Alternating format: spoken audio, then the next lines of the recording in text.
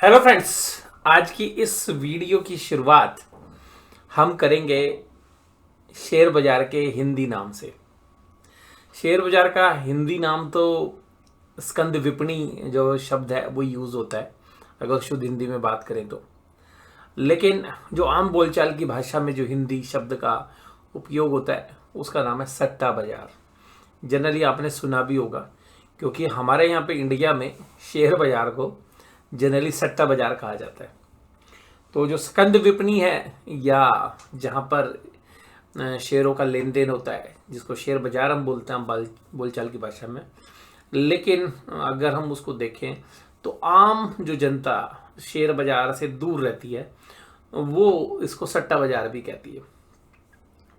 और सट्टा बाजार क्यों है ये तो बहुत सारे रीज़न मिल जाएंगे, लेकिन उसका एक जीता जागता उदाहरण हमें कल के ट्रेडिंग सेशन में देखने के लिए मिला। पहले एज ए डिस्क्लोजर हमारा जो व्यू था उसके बिल्कुल विपरीत ये हुआ है। और रीज़न मैं आपको बोल रहा हूँ, ये बाजार है, सट्टा बाजार है। अब सट्टा बाजार में क्या हुआ, क्यों कल ऐसा लगा, देखिएगा सट्टा तो रोज होता है लेकिन सट्टा बाजार वाली हरकत क्या थी। देखिएगा इन्फोसिस के रिजल्ट आए, इन्फोसिस ने गाइडेंस लोअर साइड कर दी, इन्फोसिस के रिजल्ट भी खराब आए। लेकिन देखिएगा जो ऑपरेटर हैं वो आज एक नहीं है, देसी नहीं है, विदेशी भी है और सब लोग मिलके खेलते हैं।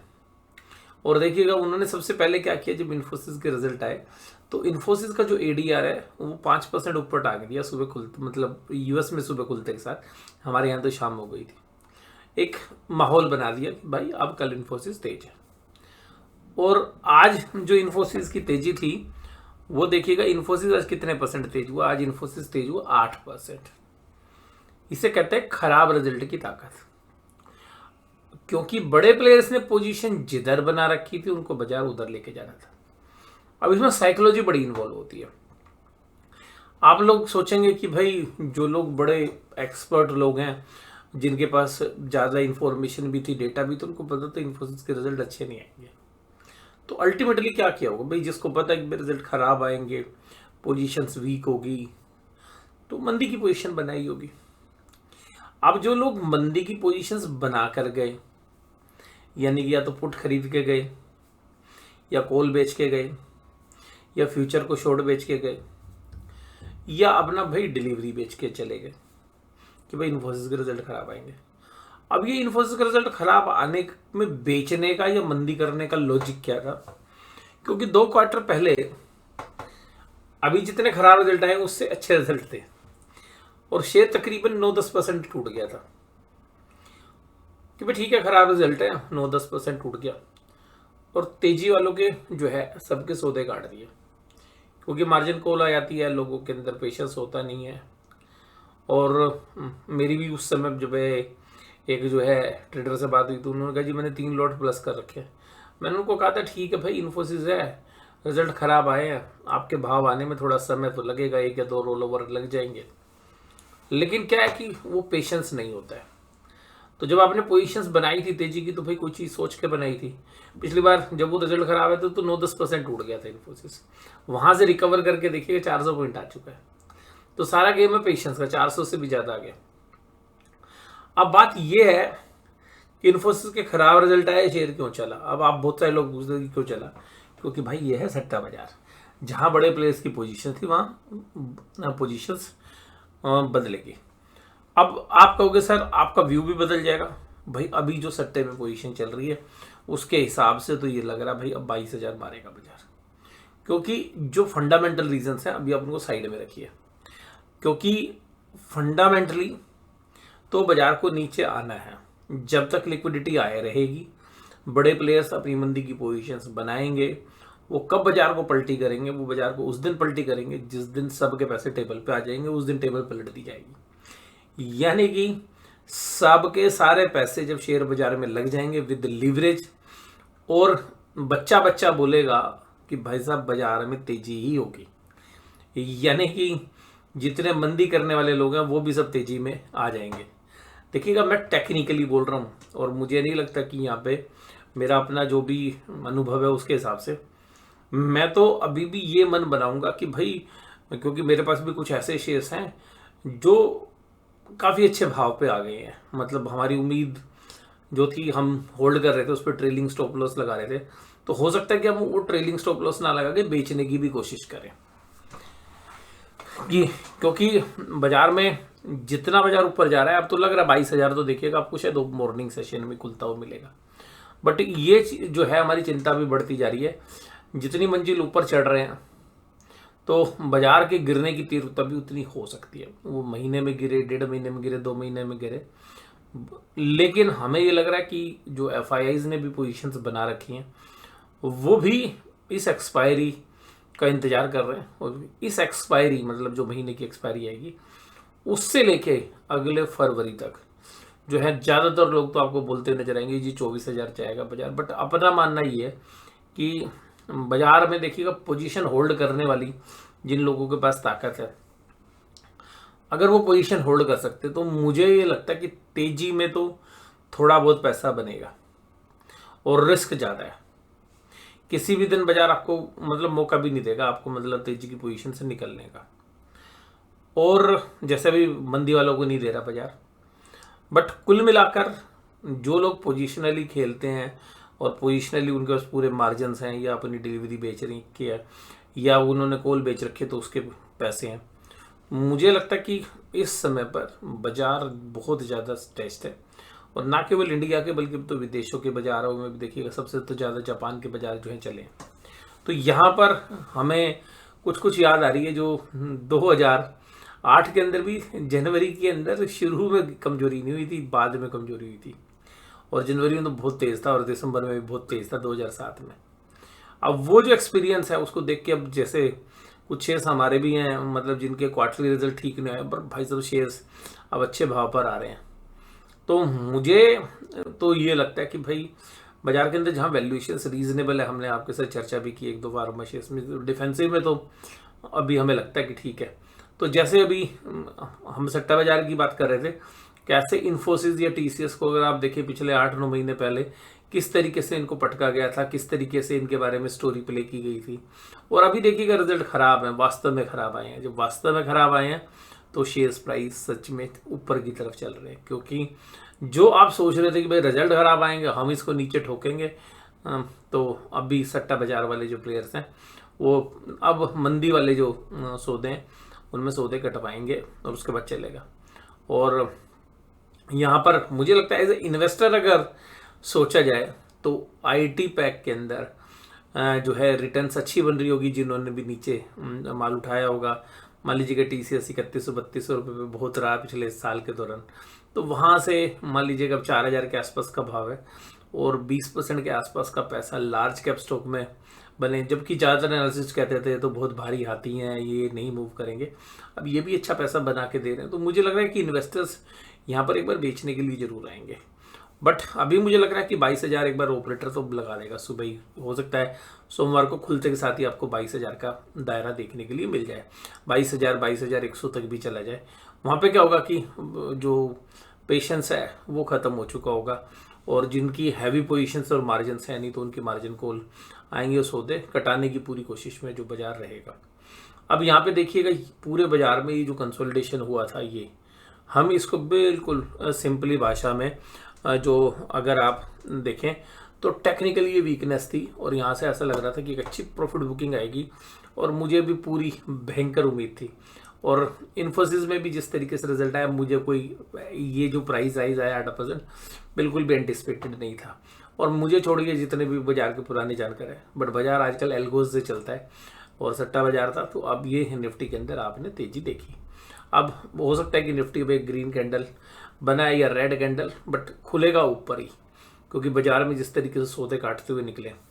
अब बैंकिंग स्टॉक्स में हालांकि वीकनेस है, लेकिन मैं अब आपको कहूँ जैसे इन्फोसिस IT वगैरह में भी वीकनेस थी, तो भाई बाजार का ऑपरेटर अभी पोजीशंस को कहाँ खींचेगा। बट ये ध्यान रखिएगा जितनी मंजिल ऊपर चढ़ रहा है, ऊपर से गिरने की तीव्रता उतनी ज़्यादा होगी। तो बढ़िया तरीका ये है इन्वेस्टर्स के लिए, मैं तो यही बोलूँगा, क्योंकि देखिएगा अभी आपको स्मॉल कैप मिड कैप में ज़्यादा मोमेंटम नहीं मिल रहा है, इंडेक्स में मोमेंटम चल रहा है। तो जब इंडेक्स में मोमेंटम हो गया, जो शेयर्स इंडेक्स में बचे हुए थे, स्मॉल कैप मिड कैप में बचे थे, सब में रैली आ गई है। मतलब एक IT बचा हुआ था, IT को भी रैली में आ गई, ये TCS इन्फोसिस ही बचे हुए थे। अब सारे शेयर सब लगभग अपने 52 वीक हाई या तो पिछले हफ्तों में मार चुके हैं या इस हफ्ते मार दिए हैं, और ज़्यादातर शेयर्स ने मार दिए हैं। और जब पूरे के पूरे 50 के 50 शेयर्स में, एक मैं आपको गोल्डन रूल बता रहा हूँ, जब निफ्टी के 50 के 50 शेयर्स आपको ओवर वैल्यूड लगने लग गए तो ये समझ लीजिएगा कि एक मेजर प्रॉफिट बुकिंग बहुत ही नज़दीक है। Infosys, TCS, ICI bank, LTI, माइंट्री और लार्सन सब तेजी में थे। HDFC bank, Bajaj Finserv, HDFC life, UltraTech और एक्सिस कमजोरी में थे। एडवांस डिक्लाइन रेशियो बराबरी पे थी, कोई बहुत ज़्यादा नहीं थी एडवांसेस जिस तरीके का बाजार था, क्योंकि जो पूरा दारोमदार था वो आईटी पैक में था। तो इन्फोसिस 8%, उसके बाद एससीएल टेक 4.5%, आईटी वाले शेयर्स टेक महिंद्रा 4.69%, उसके बाद अगर Tata consumer product Tata consultancy 3.92, तो चारों आईटी कंपनी और उसके अलावा विप्रो 4%। तो आईटी ने पूरा खींच रखा था। अब यहाँ पे Cipla, Apollo hospital, Bajaj Finserv ये सब मामूली सी कमजोरी थी। निफ्टी बैंक 47709, अब ये हो सकता है क्योंकि निफ्टी बैंक पहले ही हाई मार के आ चुका है 48636, तो वहां से डिस्ट्रीब्यूशन करके ना चैनल बन रहा है। बट मुझे लग रहा है कि एक बार 22,000 ये जो है सोमवार को बाजार शायद लगा सकता है। बट उसके बाद क्या है, उसके बाद ध्यान रखना है कि उस दिन भी हो सकता है या मंगलवार को भी हो सकता है, या तो सोमवार के सेकेंड हाफ में या मंगलवार के दिन के बाद बाजार में एक प्रॉफिट बुकिंग आएगी। और हो सकता है कि एफआईआईज ने जो पोजीशन बना रखी है तो वो हम वेट एंड वॉच करेंगे वहाँ पे कि वो अपने महीने के एंड की जो एक्सपायरी में 7-8 दिन बचेंगे, उन 7-8 दिनों के अंदर अपनी पोजीशंस को स्क्वेयर ऑफ करने के लिए बाजार को नीचे लाना चाहेंगे। निफ्टी बैंक जिस तरीके का पैटर्न बना रहा था हेड एंड शोल्डर्स, और बहुत लोगों को उम्मीद थी कि भाई जो है यहाँ पर बाजार क्रैक होना चाहिए, और हम देखिएगा यहाँ पे बड़े कॉन्फिडेंट से फिर यहाँ पे आया बाजार, टेक्निकली बाउंस दिया। और मुझे अभी भी लगता है कि निफ्टी बैंक का टेक्निकल बाउंस है, लेकिन क्योंकि जिस तरीके से इन्फोसिस में सट्टा चला है उसको देखने के बाद थोड़ा सा भी हमें केयरफुल होना जरूरी है, क्योंकि जो इस तरीके से एल्गोज लगे हुए हैं। बट अगर हम चार्ट पैटर्न की भी बात करें और फंडामेंटली भी बात करें तो बैंकिंग में क्या होता है, एक हाई रिस्क जोन के अंदर बैंकिंग स्टॉक इस टाइम पे है। सारी दुनिया जो है ओवरओन्ड है बैंकिंग के अंदर। बट जिस तरीके से इन्फोसिस के खराब रिजल्ट के बाद परफॉर्मेंस आई है, तो यहाँ पर हो सकता है कि आपको निफ्टी बैंक भी सुबह खुलते के साथ 48,100 के आसपास जाता हुआ नजर आए। और सिमिलर व्यू हमारा भी है वहाँ पर, यही है कि सेकेंड हाफ के अंदर या मंगलवार से जो है एक जिस तरीके का आप पिछले 7-8 दिन में देखिएगा बाजार को गिरता हुआ आपने ऊपर के 48,600 से और 47,100 तक देखा, 1500-1600 पॉइंट ऊपर से नीचे आया। ये दोबारा से भी एक टेक्निकल बाउंस ही हमें लग रहा है, उसके बाद फिर दोबारा से नीचे आएगा। बट अब टेक्निकल बाउंस 1 दिन चलता है, 1.5 दिन चलता है, 2.5 दिन चलता है, बट यहाँ देखना पड़ेगा। बट ये जो बाउंस है ये वास्तव में तेजी वालों को बेहिंतिया तेजी, ये पोजीशंस बनवाने के बाद बाजार के अंदर पलटी लगेगी। याद करिए इन्फोसिस में जब गिरावट हुई थी सब लोग मंदी में बैठ गए थे, उसके बाद क्या हुआ था, इन्फोसिस ने गिरना बंद कर दिया था।